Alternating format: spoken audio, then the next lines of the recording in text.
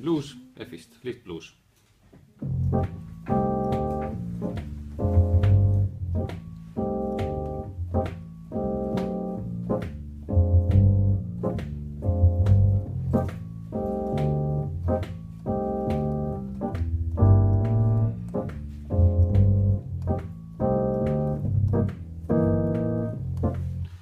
Siis noonakordi oli meie teemaks, mängige siis neid akorde umbes sellest registrist, siis on kõige mõistlikum alustada sellest 3, 5, 7, 9 pöördest, Bess 9 on siis 7, 9, 3, 5 ja C9 on siis jällegi 7, 9, 3, 5.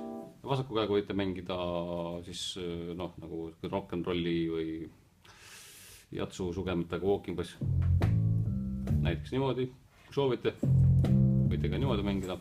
Aga võtke mingi mudel, millega teil on hea lihtne hakkama saada.